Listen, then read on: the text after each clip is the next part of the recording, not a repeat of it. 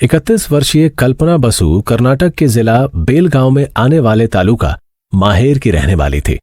उसका जन्म एक मध्यवर्गीय किसान परिवार में हुआ था। उसके जन्म के कुछ दिनों पहले ही पिता का निधन हो गया था। मां ने मेहनत मजदूरी कर उसे पाला पोसा।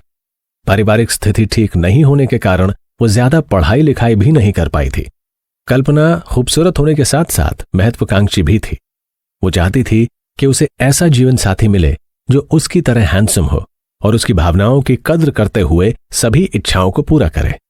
लेकिन उसके इन सपनों पर पानी तब फिर गया जब उसकी शादी एक ऐसे मामूली टैक्सी ड्राइवर बसवराज बसु के साथ हो गई जो उसके सपनों के पटल पर कहीं भी फिट नहीं बैठता था। 38 वर्षीय बसवराज बसु उसी तालुका का रहने वाला था जिस तालुका में कल्पना रहती थी। प्यार तो उसे बचपन से ही नहीं मिला था। उसके पैदा होने के बाद ही माँ बाप दोनों की मौत हो गई थी। उसे नाना नानी ने पाल पोस कर बड़ा किया था। नाना नानी की आर्थिक स्थिति अच्छी ना होने के कारण वो भी पढ़ लिख नहीं सका। जिंदगी का बोझ उठाने के लिए जैसे तैसे वो टैक्सी ड्राइवर बन गया था। ड्राइविंग का लाइसेंस मिलने पर वो माहेर शहर आकर कैब चलाने लगा। जब वो अपने पैरों पर खड़ा हो गया तो नाते रिश्तेदारों ने उसकी शादी कराने की सोची। आखिरकार उसकी शादी कल्पना से हो गई। खुले विचारों वाली कल्पना से शादी करके वो खुश था, लेकिन कल्पना उससे खुश नहीं थी। ड्राइवर के साथ शादी हो जाने से उसकी सारी ख्वाहिशों और सपनों पर जैसे पानी भर गया था। पति के रूप में एक मामूली टैक्सी ड्राइवर को पाकर उसके सारे सपने कांच की तरह टूटकर बिखर गए थे। कुल मिलाकर बसवराज बसु और कल्पना का कोई मेल नहीं था, लेकिन मजबूरी यही थी कि वो करती तो क्या। बसवराज बसु अपनी आमदनी के अनुसार पत्नी की जरूरतों को पूरा करने की कोशिश करता था, पर पत्नी की ख्वाहिशें कम नहीं थीं। उसकी आकांक्षाएं ऐसी थीं जिन्हें पूरा करना बसवराज के वश की बात नहीं थी। लिहाजा वो अपनी किस्मत को ही कोसती रहती। समय अपनी गति से चलता रहा। कल्पना 2 बच्चों की मां बन गई। इसके बाद कल्पना की जरूरतें और ज्यादा बढ़ गई थी, जिन्हें बसवराज बसु पूरा नहीं कर पा रहा था। ऐसी स्थिति में कल्पना की समझ में नहीं आ रहा था कि वो करे तो क्या करे। उसका पति जब घर से टैक्सी लेकर निकलता था तो तीसरे चौथे दिन ही घर लौट कर आता था। घर आने के बाद भी वो कल्पना का साथ नहीं दे पाता था। ऐसे में कल्पना जल बिन मछली की तरह तड़प कर रह जाया करती थी। कल्पना खूबसूरत और जवान थी। बस्ती में ऐसे कई युवक थे जो उसको चाहत भरी नजरों से देखते थे। एक दिन कल्पना के मन में विचार आया कि क्यों ना ऐसे युवकों से लाभ उठाया जाए।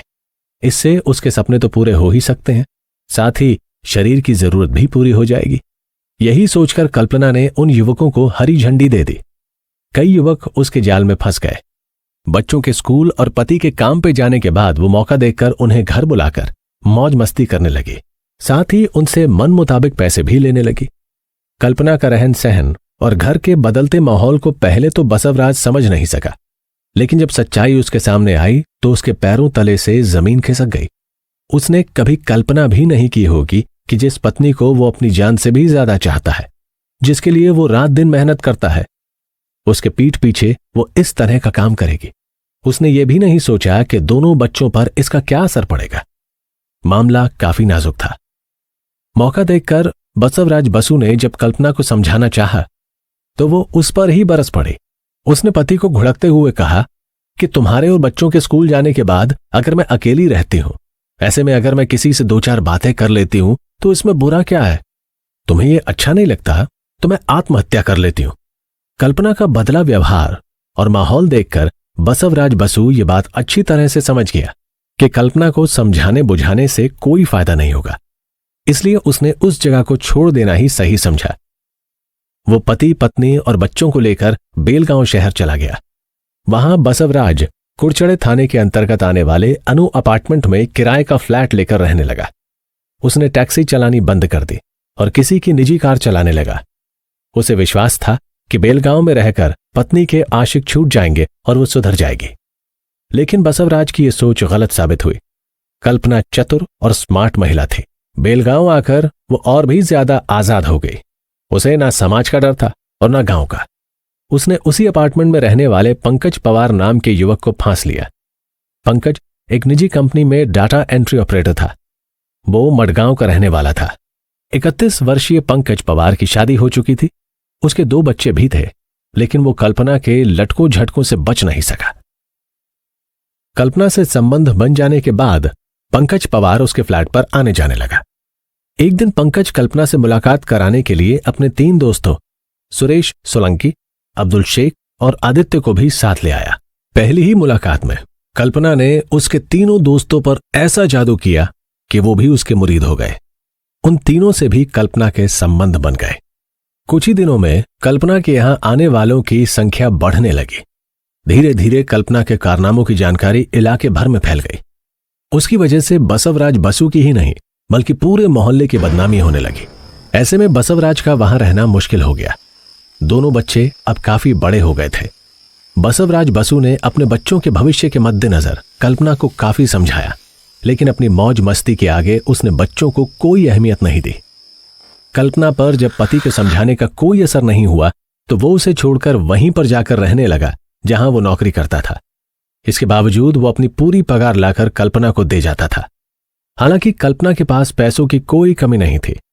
बसवराज बसु के जाने के बाद वो और भी आजाद हो गई थी। वो अपने चारों दोस्तों के साथ बारी बारी से घूमती फिरती और मौज मजा करती।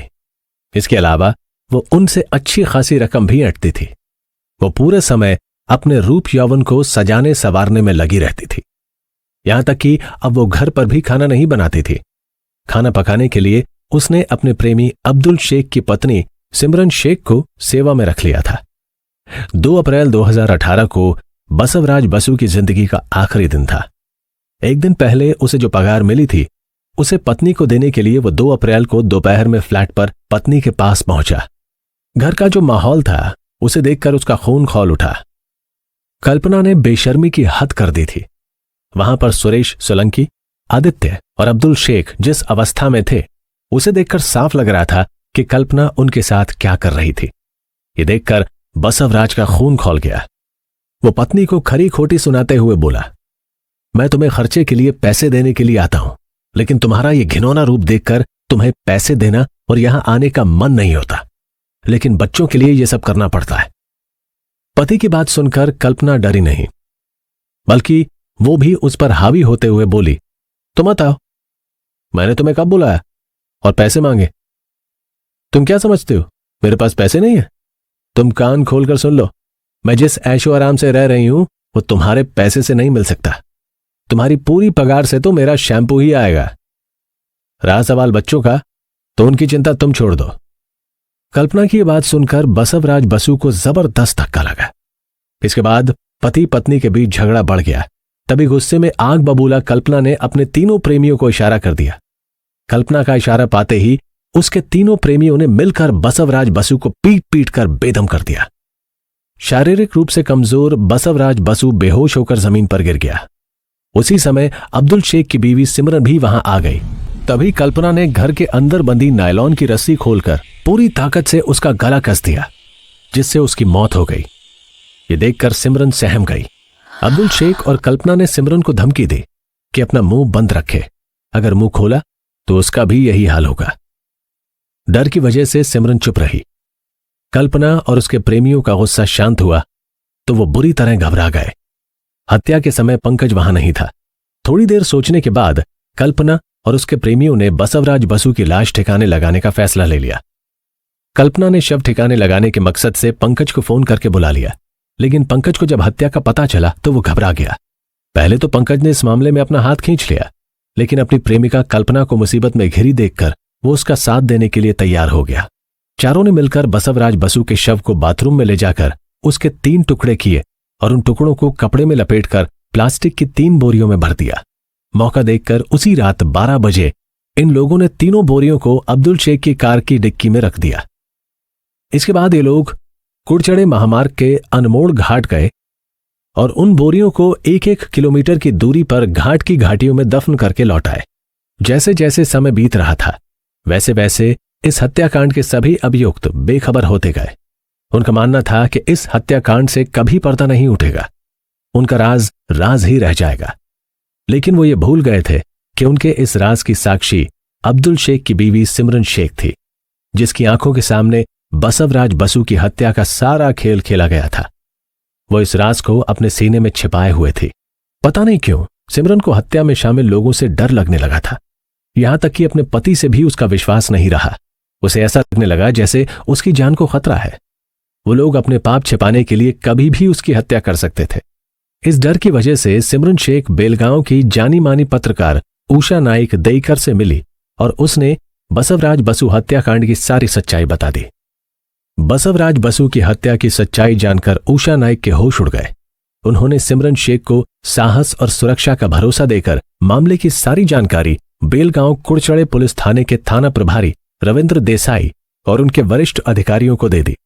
वरिष्ठ अधिकारियों के निर्देशन में थाना प्रभारी रविंद्र देसाई ने अपनी जांच तेजी से शुरू कर दी। उन्होंने 24 घंटे के अंदर बसवराज बसु हत्याकांड में शामिल कल्पना बसु के साथ पंकज पवार, अब्दुल शेख और सुरेश सोलंकी को गिरफ्त में लेकर वरिष्ठ अधिकारियों के सामने पेश किया, जहां सीपी अरविंद गवस ने उनसे पूछताछ की। पुलिस गिरफ्त में आए चारों आरोपी कोई पेशेवर अपराधी नहीं थे, इसलिए उन्होंने अपना अपराध स्वीकार कर लिया था। 9 मई 2018 को उन्हें गिरफ्तार कर पुलिस अनमोड़ घाट की उसी जगह पर ले गई जहां उन्होंने बसवराज बसु के शव के टुकड़े दफन किए थे। उनकी निशानदेही पर पुलिस ने शव के तीनों टुकड़ों को बरामद कर लिया। घटना के समय बसवराज जीन्स पैंट पहने हुए था। उसकी पैंट की जेब में उसका ड्राइविंग लाइसेंस मिला, जिससे यह बात सिद्ध हो गई कि शव बसवराज का ही था। शव को कब्जे में लेने के बाद उसे पोस्टमार्टम के लिए मडगांव के बामबोली अस्पताल भेज दिया। पुलिस द्वारा गिरफ्तार किए गए कल्पना बसु, पंकज पवार, सुरेश सोलंकी और अब्दुल शेख से विस्तृत पूछताछ करके उनके विरुद्ध भारतीय दंड विधान की धारा 302, 201 के तहत मुकदमा दर्ज किया गया।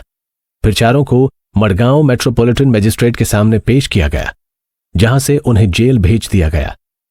कथा लिखे जाने तक इस हत्याकांड का एक आरोपी आदित्य गुंजर फरार था, जिसकी पुलिस बड़ी सरगर्मी से तलाश कर रही थी।